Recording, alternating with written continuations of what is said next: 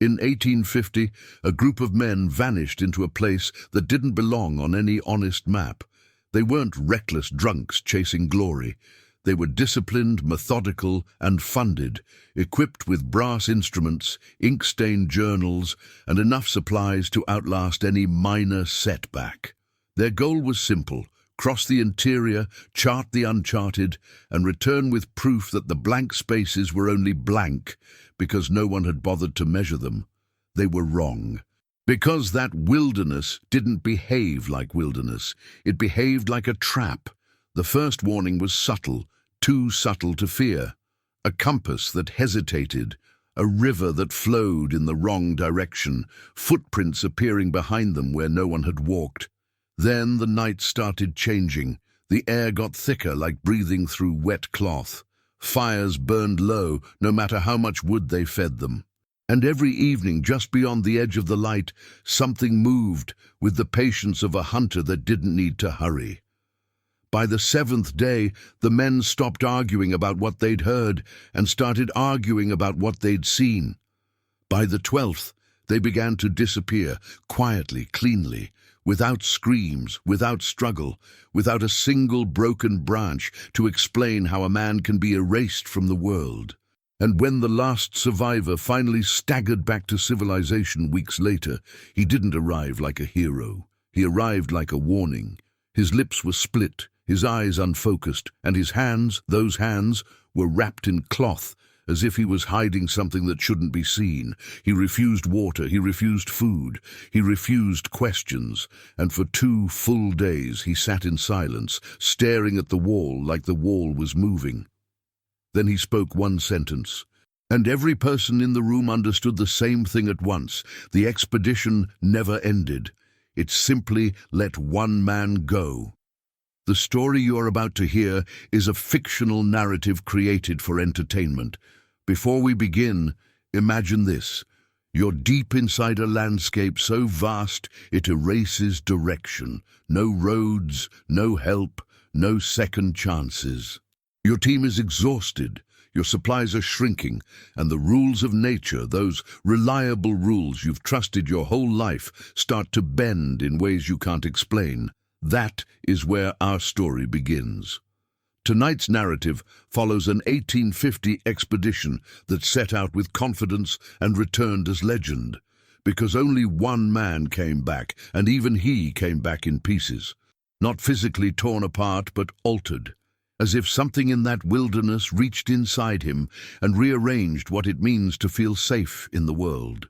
As you listen, pay attention to the small details, the way the environment behaves, the decisions the men make under pressure, the moments when pride turns into panic, because the most terrifying stories aren't the ones with obvious monsters. They're the ones where reality itself stops cooperating. If you enjoy tense survival stories, exploration mysteries, and journeys into places that feel too old and too empty to be real, take a second to subscribe to the channel. Leave a like if you want more expeditions like this one, stories where the map is useless and the human mind becomes the final battleground. And I want to ask you something before we descend into the unknown. Where in the world are you watching from right now? Drop your country or city in the comments, because these stories travel farther when we travel together. Now, let's open the journal. The first entry is dated May 1850, and the ink is already shaking. The first time I saw the expedition roster, the names looked like any other list a man might skim and forget, until you understood what those names represented in 1850. There was Captain Elias Hargrove, former surveyor for a coastal fortification project, a man who believed the world could be measured into obedience. There was Dr. Silas Vane, quiet and thin as a reed, hired to keep the men alive and to record anything medically remarkable, a phrase that sounded harmless until you pictured what might qualify. There was Father Alden Shaw, a chaplain invited by the sponsors to keep morale clean and to keep sin from souring the mission. There was Jeremiah Knox, the cartographer, a genius with ink and angles, whose maps looked so certain they made you forget the map was being invented as it was drawn. And then there was me. My name is Thomas Hallett, hired as a field assistant. I carried instruments, kept notes, counted steps when the terrain became too broken for the chain, and, when the men's voices rose, made myself small enough to survive the arguing.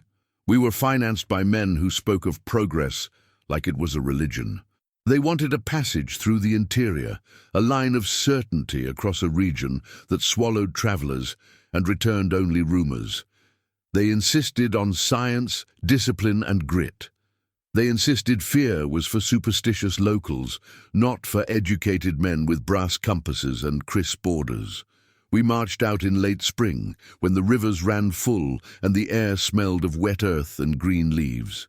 Our supplies were stacked like a promise: salted meat, hardtack, flour, dried beans, medical tinctures, ammunition, spare powder, canvas, rope, and a set of instruments that looked delicate enough to be jewelry: sextant, compass, barometer, chronometer, and the captain's pride.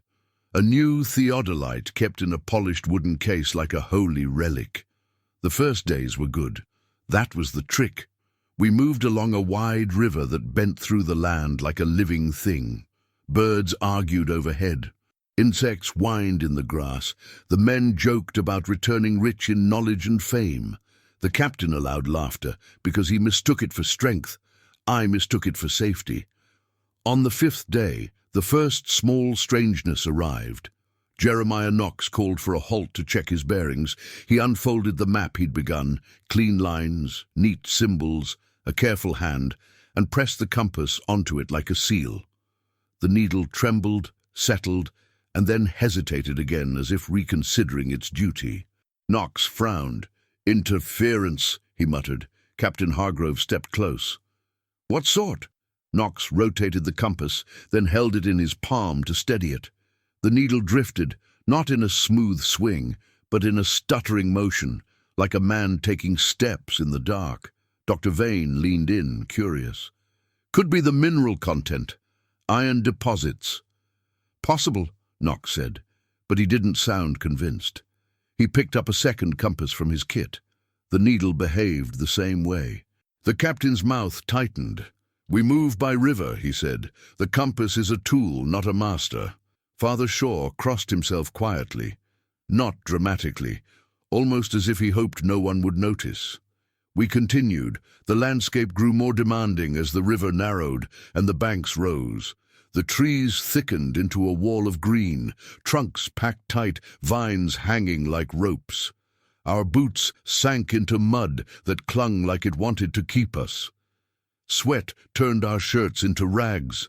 At night, we built fires and lay near them, listening to the wilderness breathe. On the 7th night, I woke to a sound that didn't belong. It was not an animal call, not wind, not a branch snapping.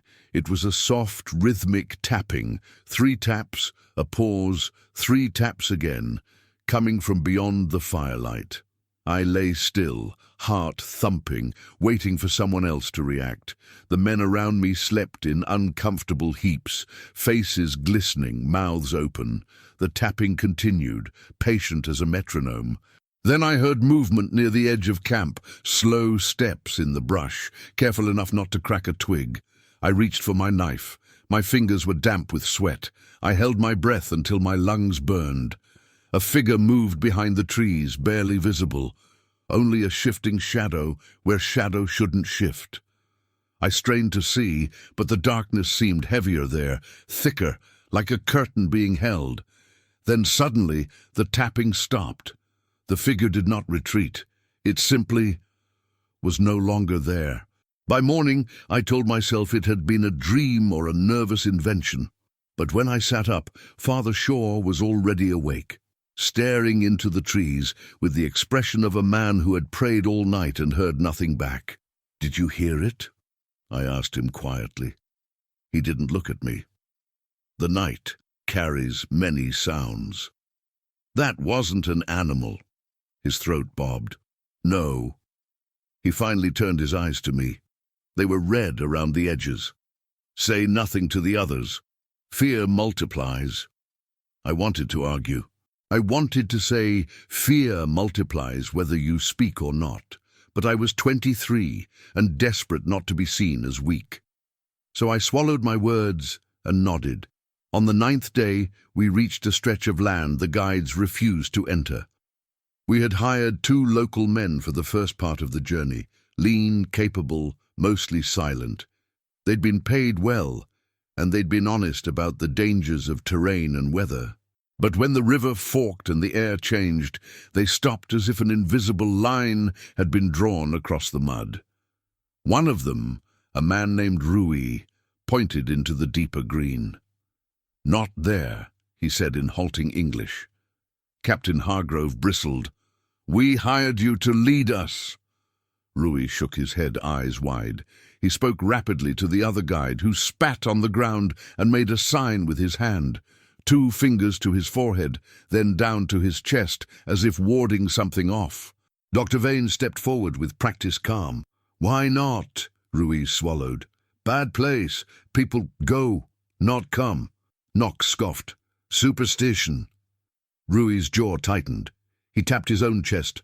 "My uncle go. He come back. No speak."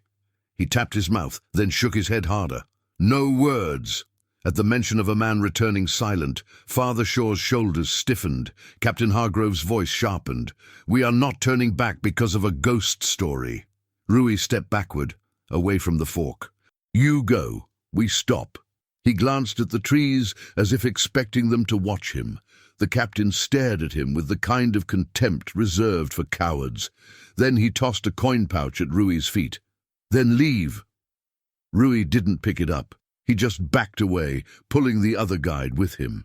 As they retreated, Rui said one more thing, quietly, almost as if he regretted it. "Don't follow the river when it becomes quiet." Then he disappeared into the brush, and the wilderness swallowed the last of our borrowed certainty. We pressed forward without guides. The river fork we chose was narrower, darker, less friendly. The air above it held a strange stillness. Even insects seemed reluctant to buzz. Our paddles dipped into water that looked black, despite the daylight. By afternoon, the river grew so quiet it was unsettling. No bird calls, no rustle of leaves, no distant animal cries. It was as if the world had placed a finger to its lips. Jeremiah Knox kept glancing at his compass. It wasn't spinning wildly anymore. It was worse. It pointed steadily, straight into the forest. Not north, not any reasonable direction, just into the trees, like a needle pulled by a hidden hand. Knox showed it to the captain. "This is wrong." Captain Hargrove's jaw flexed. "Ignore it." Dr. Vane's eyes narrowed. "Magnetism doesn't behave with intent," Father Shaw whispered, "unless something wants you to go." The captain snapped his head toward the chaplain. "Enough." We made camp on a sandbar where the river curved. The men were tired, irritable, eaten raw by mosquitoes that seemed to appear only when we stopped moving. We built fires, cooked beans and salted meat, and tried to restore normalcy by chewing and complaining. Normalcy lasted until after midnight. I woke again, this time not to tapping, but to a smell. Rot. Not the ordinary smell of mud or decaying leaves. This was sharp, sweet and wrong, like meat left too long in the sun. It curled into my nose and forced my eyes open. The fire had burned down to coals, shadows stretched long. The air felt damp and heavy. Someone was standing at the edge of camp. At first I thought it was one of our men on watch. Then my eyes adjusted, and I realized the shape was too tall, too thin, and too still. It stood where the darkness was deepest, half hidden behind a tree. I could not see its face. I could not even be sure it had one, but I knew, without logic, where its attention was focused. On us. I felt my mouth go dry. I tried to breathe quietly, but my chest betrayed me. The figure did not move. Then very slowly it lifted an arm, a long arm, too long, and pointed, not at me but toward the river. My mind screamed to wake the others, to shout, to fire a shot. But my body was frozen, as if fear had weight and it had pinned me to the ground. Behind me someone stirred. I heard a man's sleepy groan. The figure vanished instantly. No retreating steps, no rustle of leaves, just gone, as if it had been a thought that the night decided not to hold. I sat up, heart hammering, and scanned the trees until my eyes ached. Nothing. The smell lingered a moment longer, then faded. In the morning, one of our canoes was missing. Not overturned, not dragged nearby. Simply gone. Captain Hargrove exploded with fury. "Who was on watch?" A wiry man named Caleb Morrow raised his hand. "I was, sir." "And you saw nothing?" Morrow looked pale. I must have dozed. I swear it was only a moment." The captain's anger flared, but beneath it was something worse. Confusion. Because a canoe is not a small thing. It does not disappear without noise. It does not lift itself and walk away. Dr. Vane examined the sandbar where the canoe had been. He crouched, fingers brushing the damp sand. "There are no drag marks," he said quietly. Knox stepped closer. "Then how—" Vane pointed at the sand. "Footprints." We all leaned in. The prints were faint, as if made by something light, or something that barely touched the ground. They were shaped like a human foot, but longer, narrower, with toes that seemed too stretched. They led away from the water, into the trees. Father Shaw's voice was barely a whisper.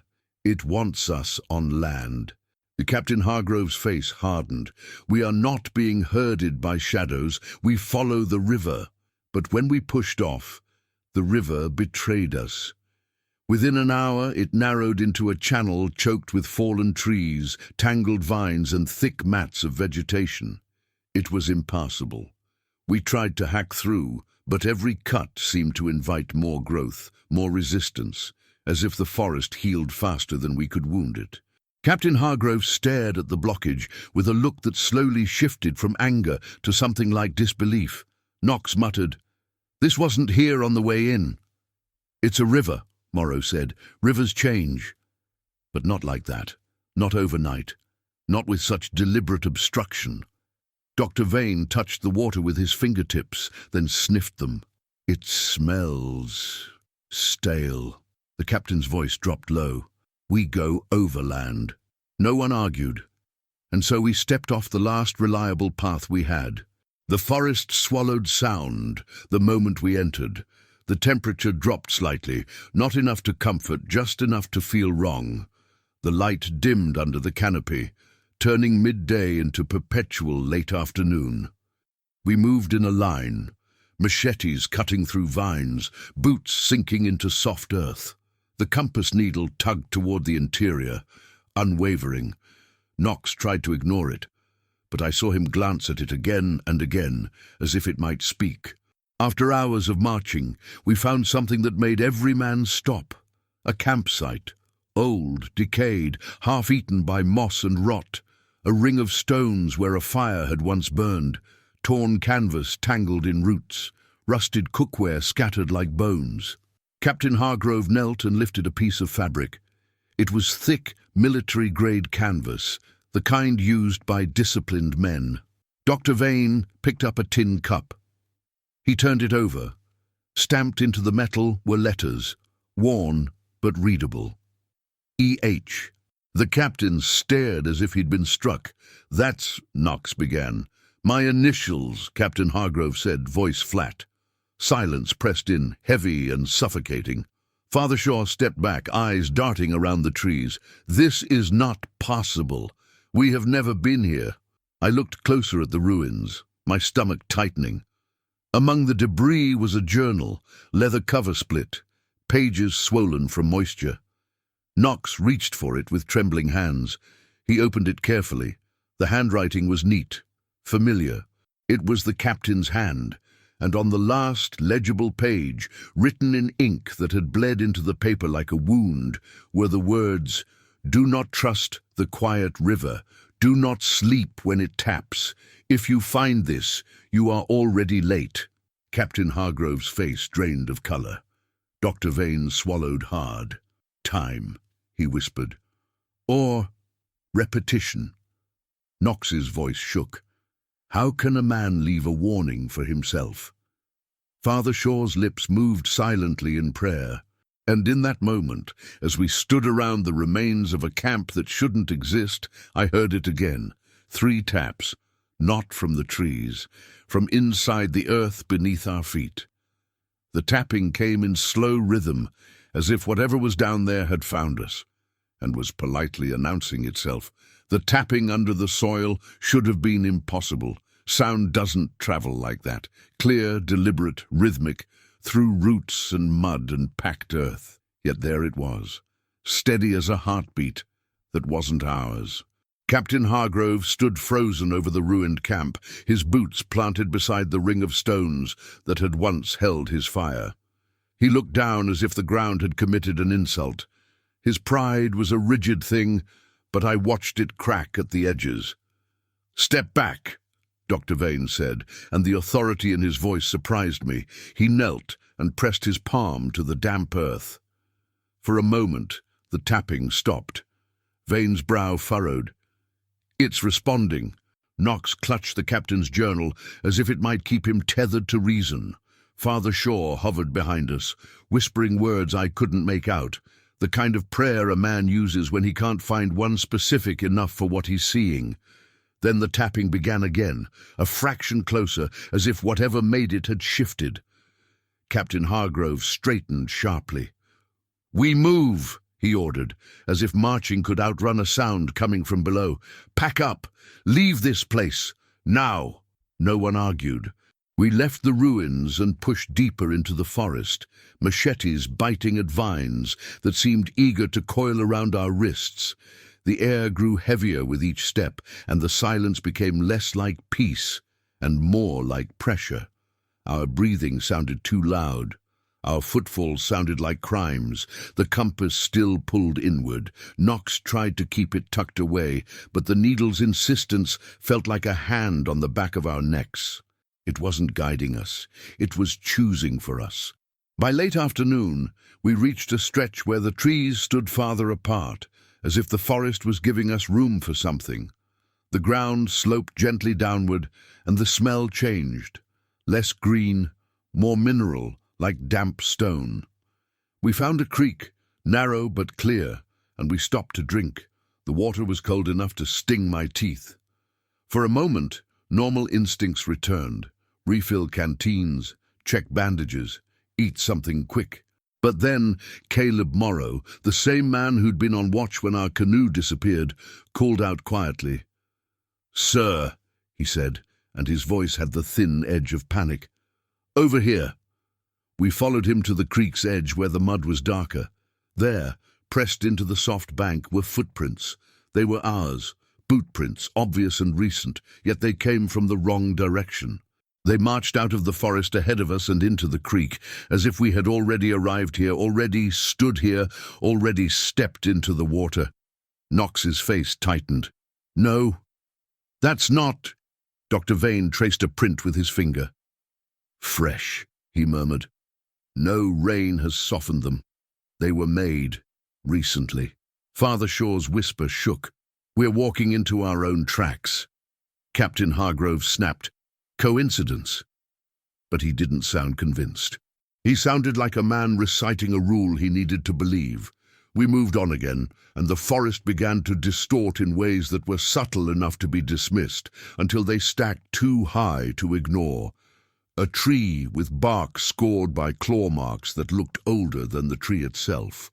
A cluster of stones arranged in a perfect circle, too deliberate to be natural. A windless flutter of leaves, as if something unseen had brushed past. At dusk we built camp in a small clearing. The men set traps, gathered wood, boiled water. The captain assigned 2 men to watch, rotating in pairs, and threatened consequences if anyone closed their eyes. I ate without tasting. Every time the fire popped, my muscles jumped. Every time a shadow shifted, my mind tried to shape it into something with limbs. Night arrived, without ceremony. The canopy swallowed the moon. The darkness felt thick enough to touch. I lay on my back, staring into black leaves overhead, and tried to count my breaths. Somewhere beyond the fire, a night bird called once, just once, and then fell silent as if something had silenced it. Then came the tapping, not beneath the earth this time, from the trees. 3 taps, pause, 3 taps again, always the same rhythm, always just beyond the firelight. The watchman stiffened. I heard one of them whisper a curse. The other raised his rifle, barrel trembling. "Show yourself," he called, voice too loud, too thin. The tapping stopped. For a long moment, nothing moved. The watchman exhaled, shaky with relief. Then the tapping resumed, but now it came from the opposite side of camp. The first watchman spun, confused. The second one backed closer to the fire, eyes scanning. It happened so fast I didn't understand what I was seeing until it was already over. A shape stepped into the edge of the firelight, tall, narrow, wrong. It wasn't a man. It carried no shine of eyes, no glint of teeth, no recognizable face. It was simply a presence that interrupted the world like a tear in cloth. One of the watchmen fired. The blast shredded the silence. Sparks jumped from the fire. Men bolted upright, shouting. The bullet hit nothing, or it hit something that didn't react the way flesh should. There was no stumble, no flinch, no sound of impact. The shape didn't bleed. It didn't move faster. It simply raised an arm, too long again, and pointed toward the darkest part of the clearing, where the forest's shadow pooled like spilled ink. And then the ground there opened. Not like an earthquake, not like a sinkhole. It was as if the soil unlatched itself. The earth split in a clean line, and a breath of air rose from beneath, cold, rotten, and ancient. The smell slapped the back of my throat and made my eyes water. A hand shot out of the opening, human in shape, but the skin was pale and swollen, the fingers too thin, the nails black. The watchman who had fired stumbled backwards, screaming, but the pale hand grabbed his ankle with sudden force and yanked. He vanished into the crack without even a full cry, dragged down so fast it looked like the earth had swallowed him whole. The split snapped shut. The clearing fell still except for the crackle of fire and the ragged breathing of men who could not understand what they'd just witnessed. Captain Hargrove was on his feet, pistol drawn, eyes wild. "Dig!" he barked, voice cracking with fury. "Dig! Get him out!" Men lunged forward with shovels and machetes. They hacked at the soil, stabbed the ground, tore at roots. But the earth was solid again, stubborn as stone, as if nothing had happened. Dr. Vane dropped to his knees and pressed his ear to the ground. His face went pale. "There's nothing," he whispered. "No hollow, no tunnel. It's as if he was pulled into the ground itself." Father Shaw sank to the dirt, shaking, and for the first time I heard him sob. Not loudly, not dramatically, just the broken sound of a man whose prayers had met something indifferent. Knox stared at the spot where the crack had been, eyes wide and unfocused. We're not being hunted," he said, voice barely audible. "We're being collected." No one slept after that. We kept the fire roaring until dawn, feeding it wood like an offering. The tapping never returned that night, but the silence that replaced it felt worse, like the forest was listening with satisfaction. At first light, Captain Hargrove ordered us to march immediately. He didn't look at the place where the man had vanished. He didn't speak his name. He moved like the only way to survive was to pretend emotion was a luxury. We marched hard, pushing through briars that shredded our sleeves and vines that clung to our ankles. The heat climbed quickly, turning the air into a wet blanket. Sweat dripped into my eyes, stinging. By midday, we stumbled into a stretch of land that made no sense. The trees thinned, and the ground became smoother, packed and flat like a road. But no road should have been there, no wagon tracks, no hoofprints, no sign of human passage. And yet the path was unmistakably man-made. Knox knelt and brushed aside leaves. Beneath them was stone, large slabs fitted together, their edges almost invisible beneath moss. A paved way, hidden under centuries of growth. Dr. Vane's voice was hushed. "Who built this?" Father Shaw looked sick. "No one who wanted visitors." Captain Hargrove stared down the path. His pride tried to reassert itself, shaping fear into purpose. "We follow it," he decided. "A road means civilization, or at least structure." Knox hesitated. "Or it means someone wanted a way in." The captain's glare ended the debate. We followed the stone path. The deeper we went, the more the forest changed. The trees were older, thicker, their roots twisting across the stones like knotted fingers. The air cooled slightly, and a faint mist appeared between trunks, even though the day was bright. Then we began to see markings. Not letters, not any script I knew, but symbols carved into tree bark and into stones beside the path. Spirals. Eye-like shapes. Lines that intersected like cages. Father Shaw stopped and touched one carving with trembling fingers. "This is a warning," he murmured, "or a claim." Behind us a man muttered, "How do you know?" Shaw's eyes didn't leave the symbol. "Because it feels like one." We kept moving, and the mist thickened. It slid across the path like breath. It muffled sound. It softened distance, so the men ahead looked like silhouettes, and the men behind looked like ghosts. At some point, minutes or hours I couldn't tell, the road curved and the trees opened into a wide basin. In the center stood a structure, not a hut, not a camp, a wall. Stone blocks stacked high, dark with moisture, half covered in vines. It formed a circular boundary like a fort or a prison. There was an opening, an archway, so perfectly shaped it made my skin crawl. It was too precise for wilderness, too deliberate for coincidence. Captain Hargrove stepped forward, eyes shining with a terrible kind of hope.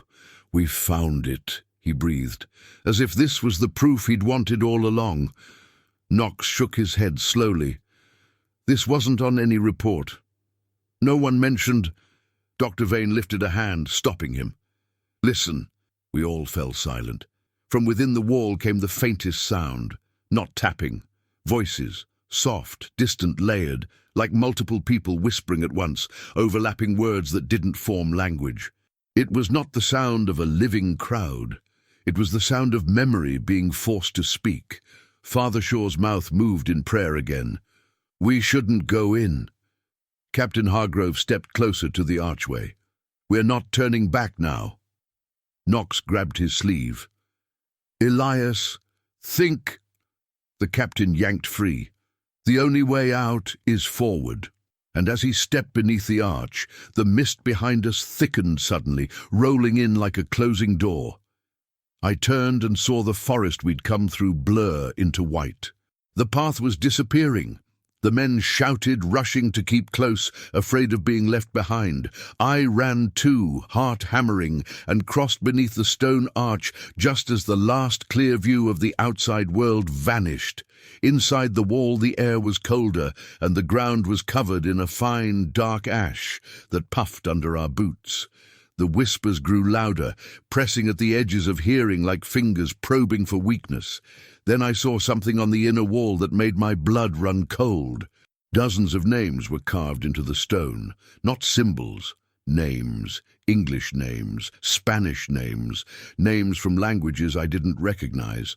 Some were old and worn, others fresh enough to still show pale stone beneath. And among them, cut deep as if the carver had used rage instead of a tool, were the words, "Thomas Hallett." My name. My stomach turned. I stumbled back, nearly falling. Knox saw my face and followed my gaze. His lips parted. "No," he whispered. "No, no, no." Dr. Vane moved closer, scanning the wall.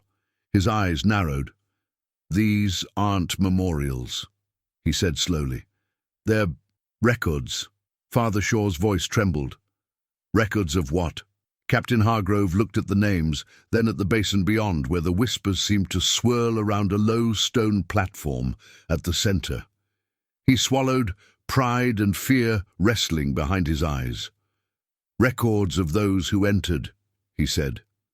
And as if the wall had heard him, the whispers abruptly stopped. Silence slammed down so hard it felt like pressure in my ears. From the stone platform in the center, something shifted, something that had been still, blending into the ash-colored ground. A figure rose slowly, like a man standing from a long kneel. It turned toward us, and in the dead quiet, I realized the worst part. It wasn't alone. Shapes began to stand all around the basin, emerging from mist and shadow, thin, upright, patient, forming a ring that tightened without moving. Captain Hargrove lifted his pistol, but his hand shook. I couldn't breathe, because the closest figure, the one now taking a step toward us, was wearing a shredded scrap of canvas, military-grade canvas, with letters faintly visible on the chest. The scrap of canvas with EH on it was enough to drain the last warmth from my blood. Captain Hargrove stared at it as if he were looking at his own grave marker. His pistol remained raised, but his arm trembled with a fatigue that wasn't physical. It was the exhaustion of a man whose certainty had been peeled away layer by layer until only fear remained. And fear was something he had never trained to command. The figure advanced without haste. It moved like a thought returning to the mind, inevitable, steady, uninterested in our reactions. Around it, other shapes stood up in the basin, their silhouettes thin and upright, like people starved of time itself. Father Shaw's voice cracked. "Elias, don't." But the captain, in that moment, did what proud men always do when cornered by something they cannot understand. He made it about authority. "Stop!" he shouted. No one stopped. Not the figure, not the ring of shapes, not the cold that seemed to seep from the stone walls. The captain fired. The muzzle flash lit the basin, briefly revealing faces, or the absence of faces. The shapes were not blank. They were worse. Their features looked like they had once existed and then been smoothed away, as if time had rubbed them down like stone in a river. The bullet struck the EH figure in the chest. It did not stagger. It did not bleed. It did not even react. Instead, the figure tilted its head, slow and deliberate, as if studying an insect that had just stung it. Dr. Vane's voice came out tight. "Do not waste ammunition." Captain Hargrove fired again and again, 3 shots total, each one swallowed by the basin's silence. The figure didn't speed up. It didn't retreat. It simply closed the distance. Then it lifted a hand, palm open, fingers too long, and touched the captain's pistol. Not the barrel, the frame, and the pistol rusted. I watched metal bloom orange with corrosion in the space of a breath. The weapon sagged in Hargrove's grip like soft clay. He recoiled with a strangled sound, dropping it as flakes of rust crumbled to the ash-covered ground. Knox backed away, whispering, "It ages things." The ring of figures tightened, not by stepping closer, but by the way the air seemed to compress. The basin felt smaller, the walls felt higher, my lungs felt like they had less space to expand. Captain Hargrove's voice came out hoarse. "Run!" We ran. The archway behind us looked suddenly too far away, as if the basin had stretched. Men shoved each other, boots sliding in ash, breath coming in desperate bursts.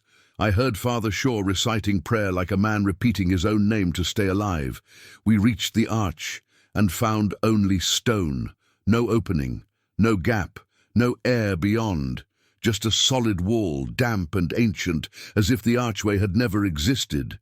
Men slammed fists against it, shouting. Someone drew a knife and scraped at the stone, as if it could be peeled back like bark. Knox stumbled to the wall and ran his hands along it, searching for seams. "There was an opening!"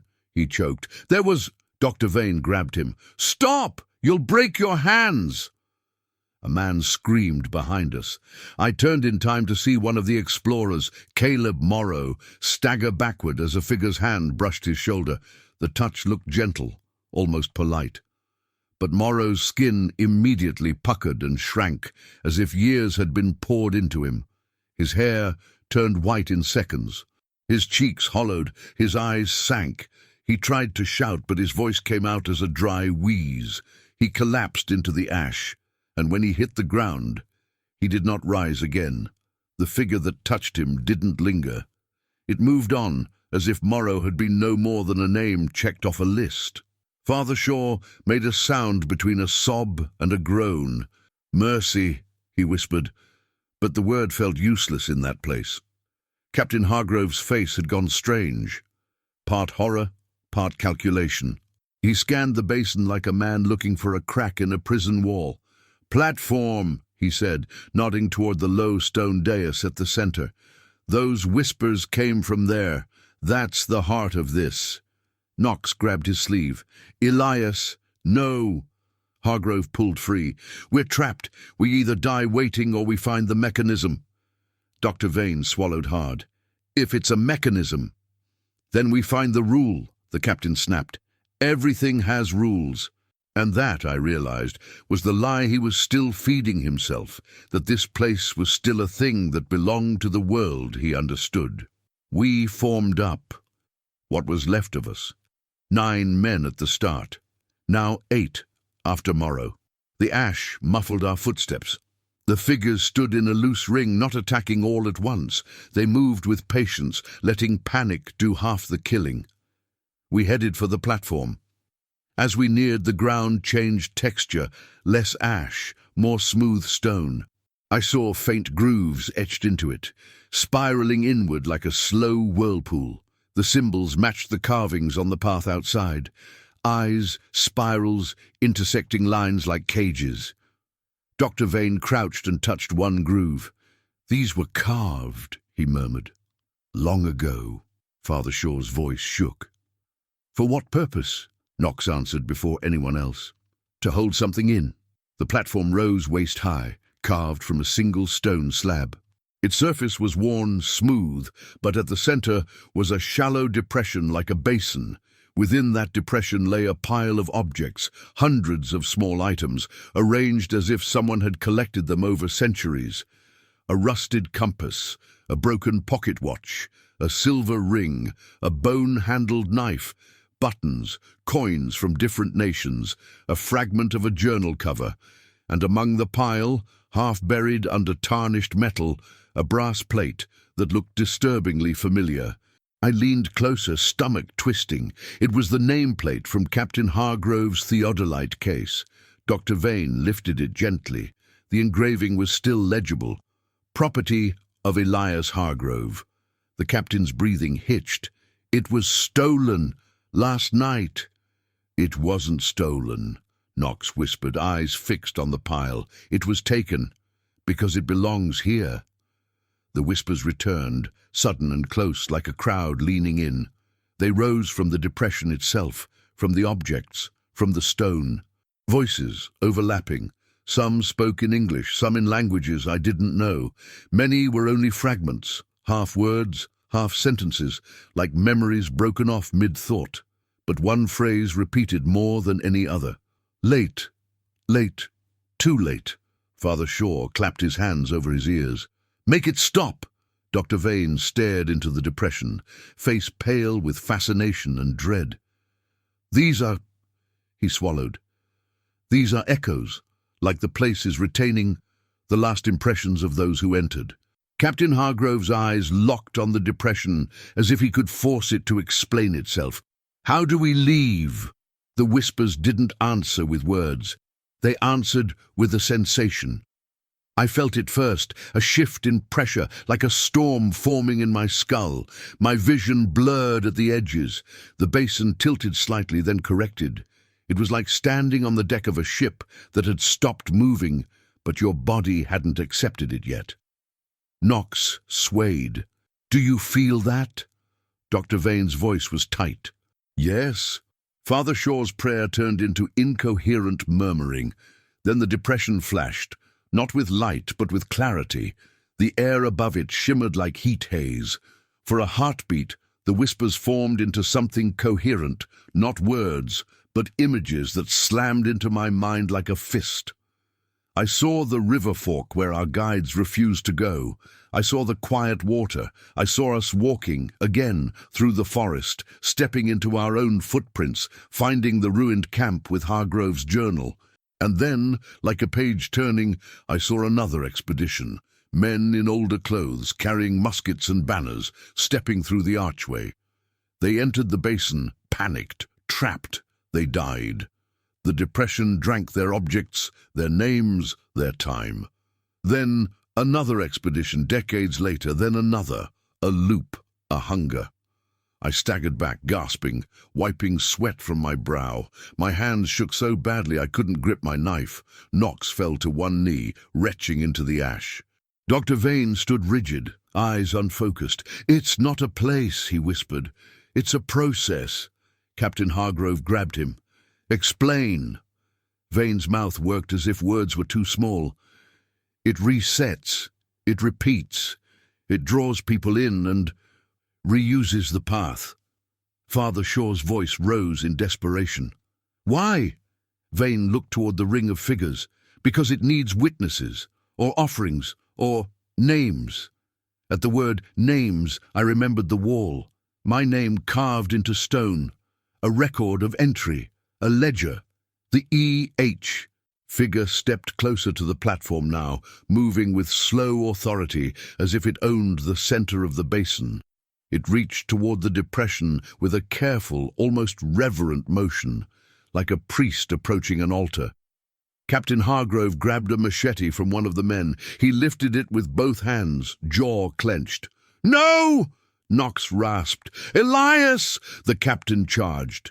He swung the machete at the E.H. figure's arm. The blade cut through cloth into something beneath and met resistance like cutting wet wood. There was no blood, but there was a sound, a low creak, like a tree bending. The figure turned its head slowly toward the captain. Then it raised its other hand and placed it on Hargrove's chest. The captain froze, eyes wide, his mouth opened in a silent gasp. His face changed first, wrinkles appearing in rapid lines, skin sagging as if the years were being poured into him. His hair thinned, turned grey, then white. His hands, strong hands that had held instruments and weapons, trembled as bones weakened. He tried to step back, but his legs buckled. The figure held him upright, not out of kindness, but out of intention. The captain's eyes darted to us, pleading now, no pride left. "Help!" he rasped. Dr. Vane lunged forward, grabbing Hargrove's shoulder to pull him away. The figure's gaze shifted to Vane, and with a motion so small it felt insulting, it brushed Vane's wrist.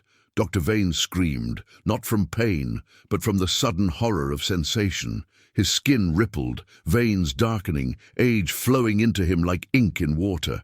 He yanked his arm back, stumbling away, clutching it to his chest. The captain collapsed, now an old man in seconds, his breath rattling. His eyes rolled upward, and the life that had commanded us through the jungle drained out like a candle snuffed. The figure released him, letting him fall into the ash. Father Shaw wailed, a sound of pure grief, and then fell silent, as if even grief was too loud. Knox whispered, "It takes time. It takes time from you." My mind raced, desperate for something that made sense. A pattern, a rule. The depression showed loops. The wall showed names. The figures collected objects. The tapping announced itself. Then I noticed something. The E.H. figure did not step onto the platform. It stopped at the edge, hand hovering over the depression, but its feet remained on the ash-covered stone. The ring of figures also avoided the platform's spiral grooves. Dr. Vane, clutching his aging wrist, looked up sharply, as if he'd seen it too. "They won't cross the grooves," he whispered. Knox stared, eyes narrowing. "A boundary."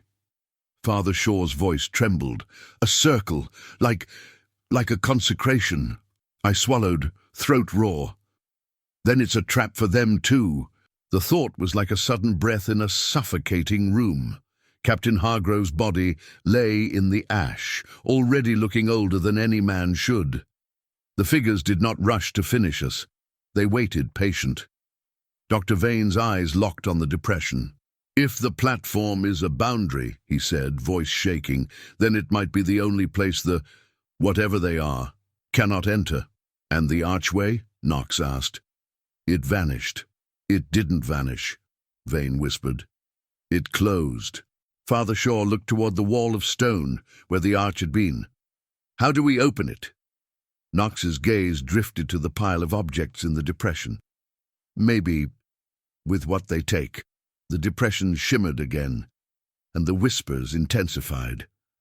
Late. Late. Too late. I stepped closer, against every instinct, and stared at the pile. My eyes caught a familiar shape. Leather, swollen, ink-stained. A journal. Not the captain's. Mine.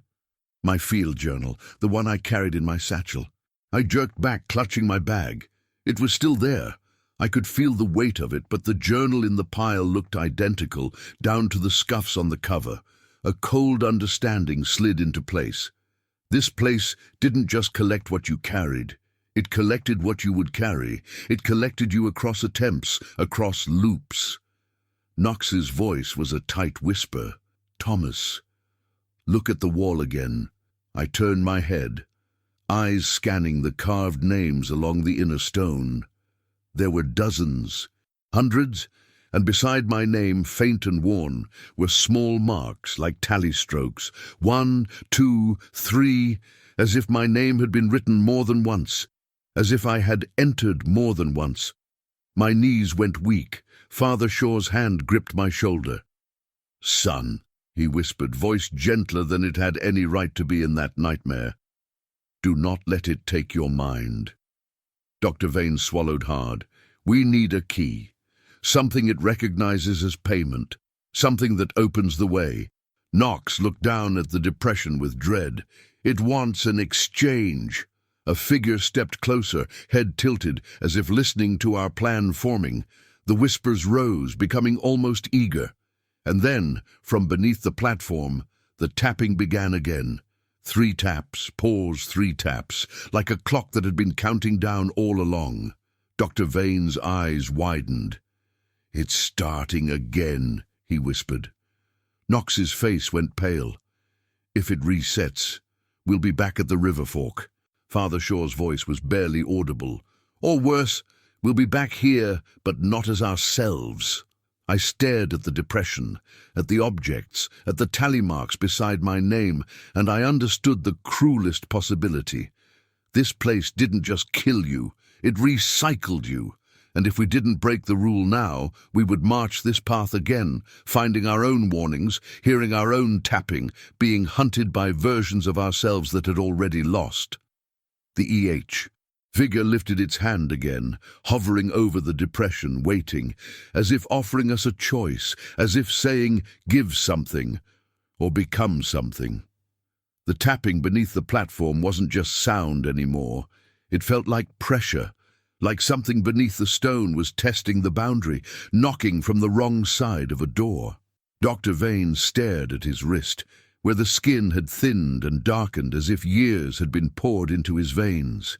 It doesn't need to chase, he whispered. It waits. It makes you choose.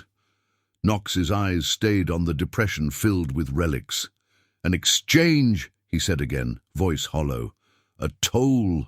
Father Shaw's fingers dug into my shoulder. Do not bargain with it, he murmured, but his voice lacked certainty.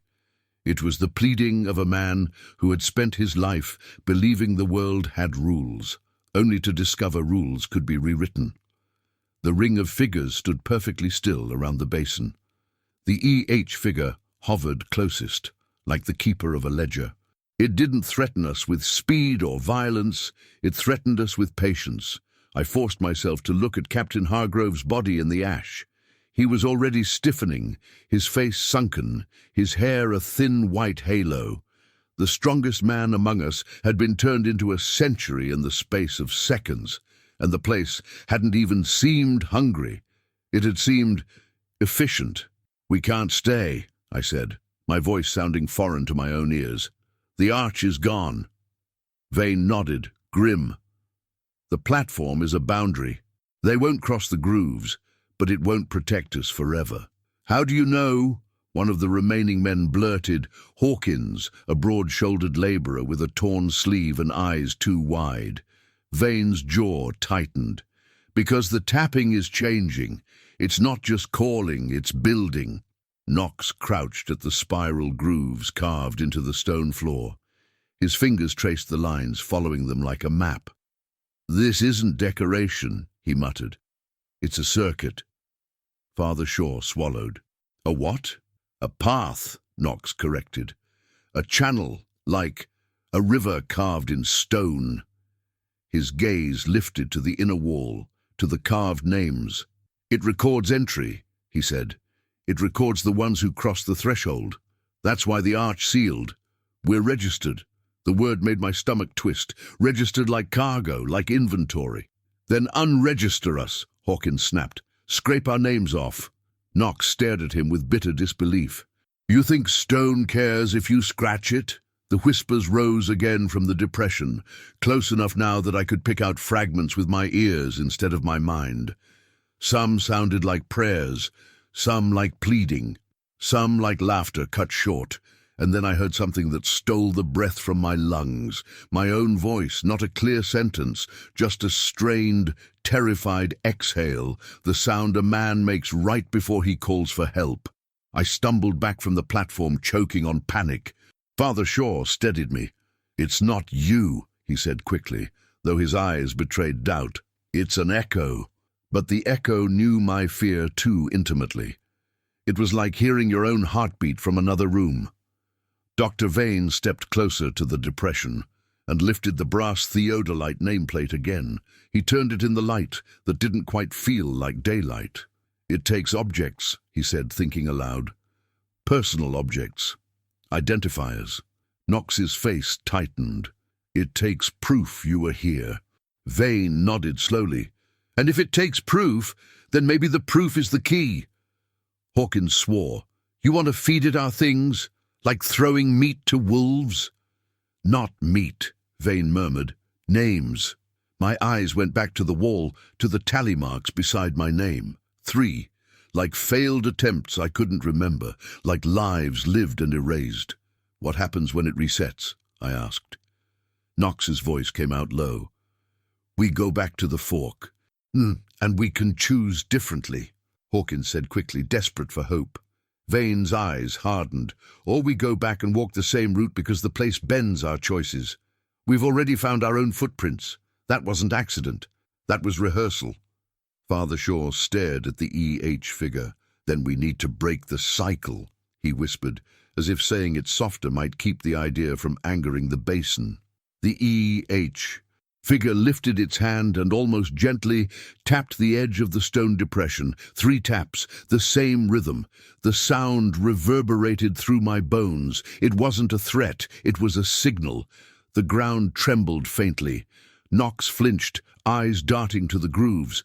"It's activating," Dr. Vane's voice sharpened. "Everyone on the platform, now." We scrambled up onto the dais, staying within the carved spiral boundary. The figures around the basin did not rush. They watched. The EH figure remained just outside the grooves, its posture calm, like a clerk waiting for a signature. The trembling grew stronger.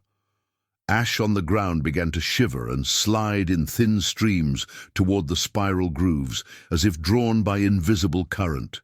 The whispers rose in volume, and the air took on that shimmering distortion again, like heat over stone, but it was cold enough to sting.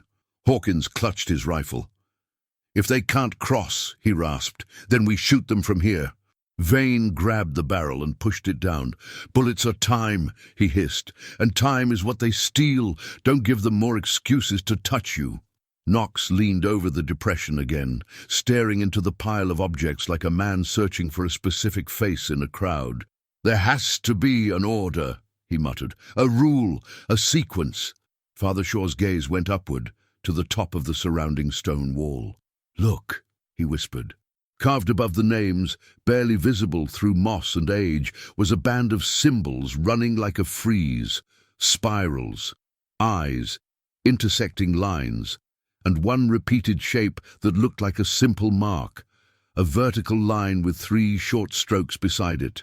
3 taps, 3 marks. I felt cold spread through me. "It's counting," I said. Knox's face went ashen. 3 strikes, he whispered. 3 entries, 3 chances. Dr. Vane's jaw clenched. Or 3 payments. The trembling became a surge. The grooves began to darken, as if something liquid was flowing through them. Not water, not blood, but shadow, sliding in the carved channels like ink. It spiraled inward toward the depression, and the whispers sharpened into something almost coherent. Late, late, too late.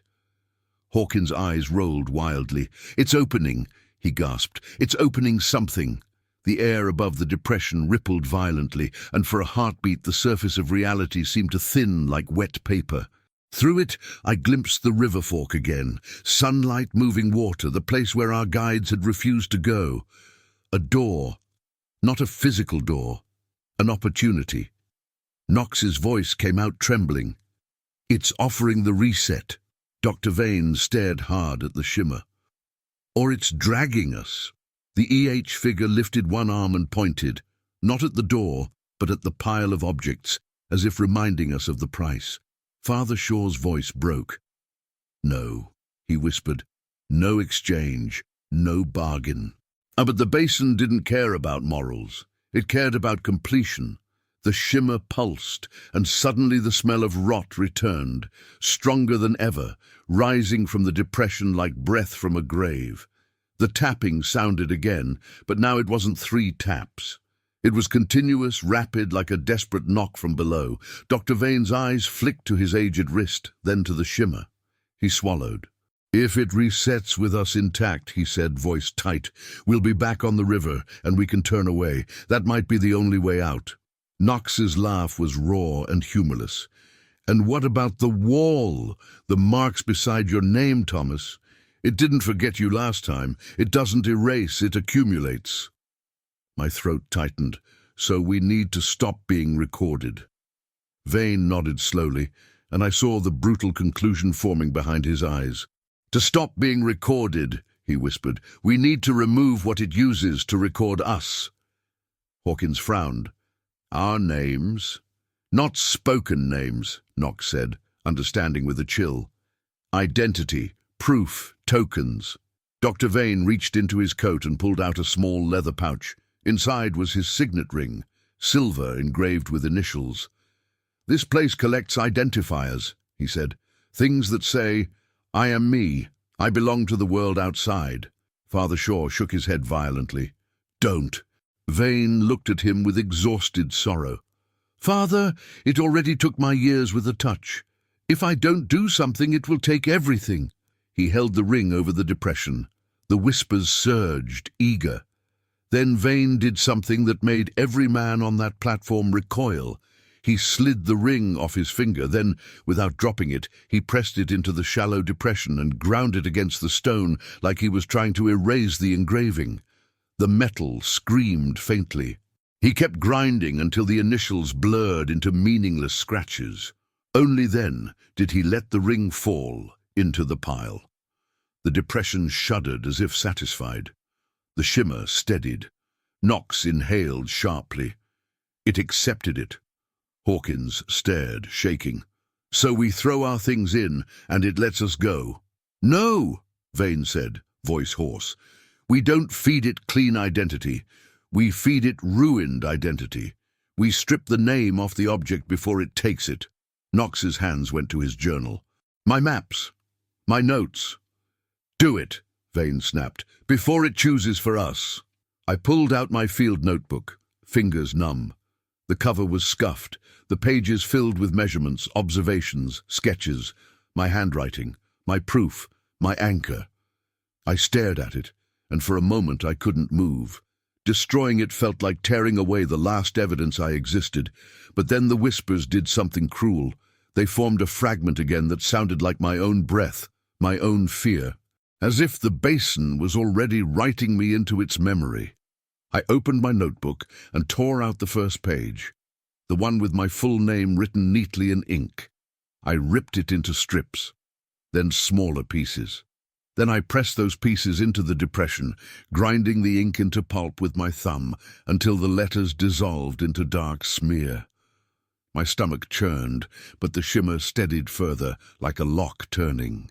Knox did the same, ripping the title page of his map folio, the one that held his name and the expedition's date. Father Shaw hesitated, hands shaking over the small wooden cross around his neck. His lips moved in prayer. Then he did something I will never forget. He kissed the cross once, brief, reverent, then snapped the cord and lowered it toward the depression. Before letting it go, he scraped the carved initials off the back with the edge of his knife until the wood splintered and the letters vanished.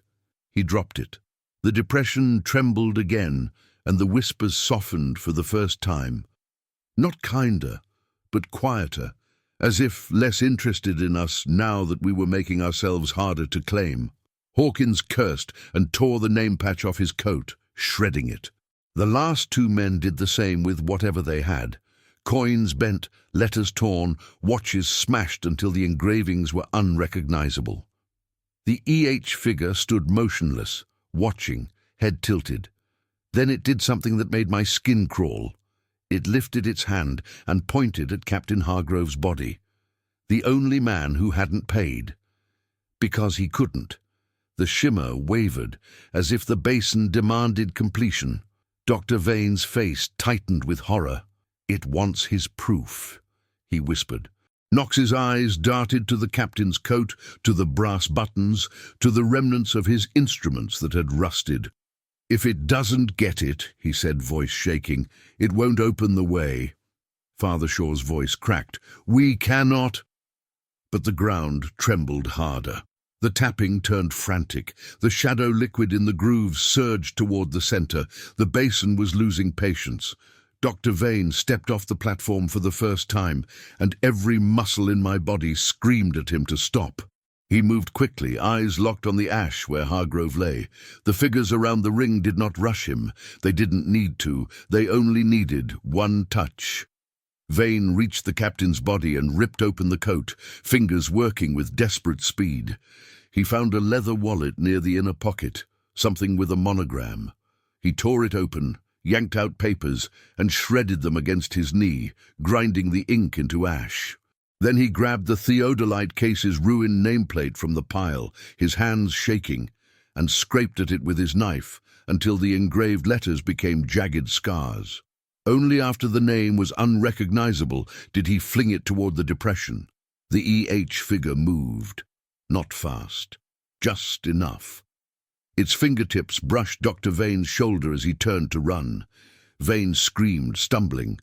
I watched his hair whiten further, his posture fold, his skin sag. He clawed forward like a man drowning in invisible years. "Vane!" Knox shouted, voice breaking. Vane reached the platform's groove line and threw himself across it, collapsing onto the stone boundary as if crossing into sanctuary. He lay there panting, eyes wild, older now by decades, but alive. The depression pulsed, and the shimmer above it stabilized into a clear, brutal window. The river fork in bright daylight, the place where the choice began. The archway behind us, solid stone moments ago, cracked down the middle with a sound like ice breaking. A seam of light appeared, widening into an opening. The figures around the basin didn't surge. They didn't panic. They simply stood, waiting, as if they knew the loop was only being delayed. "Now!" Knox shouted. We grabbed Dr. Vane under the arms. He was lighter than he should have been, like time had eaten his weight. Father Shaw and I hauled him toward the opening, boots slipping in ash. As we reached the archway, the EH figure lifted its arm one last time and pointed, not at the door, but directly at me. And in that instant, the whispers sharpened into a single clear fragment that was unmistakably my own voice. "Don't follow the quiet river." The words hit me like a memory I had never lived. I stumbled, and for a heartbeat my grip on Vane loosened. Knox shoved me hard. "Move!" We crossed the threshold. The world snapped. Sunlight, humidity, the buzzing of insects. The smell of green life instead of rot. We were standing on the muddy bank of the river fork again, exactly where Rui had refused to go. The canoes were beside us, the supplies stacked, the air warm, the sky bright, as if nothing had happened, as if we'd simply blinked. But we weren't whole. Captain Hargrove was gone, Caleb Morrow was gone, and Dr. Vane, standing beside us trembling, looked like a man who had lived an entire lifetime in a single night. His hair was nearly white, his face lined deep, his eyes haunted and older than his years. Knox stared down at his hands, as if expecting to find proof of the ash still there. "It reset," he whispered, "but it didn't erase." Father Shaw's voice was hoarse. "Praise God," he said, but it sounded more like pleading than gratitude. I turned slowly, scanning the forest line. Rui and the other guide were there again, alive, unhurt, watching us from a distance, as if they'd been waiting for us to make the same mistake. Rui's eyes widened when he saw our faces.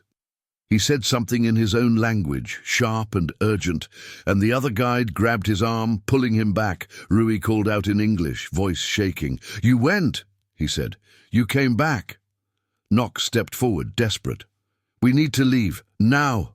We need—" Rui cut him off, eyes locked on me. "How many times?" he asked quietly. The question hit like a blade. "How many times did you go?"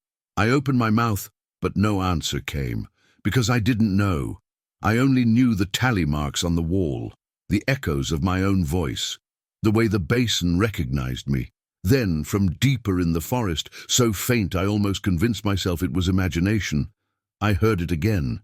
3 taps. Pause. 3 taps. Rui flinched as if struck, his face drained of color. He backed away, whispering something that sounded like a prayer and a curse at the same time. Dr. Vane grabbed my sleeve with trembling fingers. "Thomas!" he rasped, eyes wide with terror. "It didn't let us go." Knox swallowed hard. "It followed," he whispered.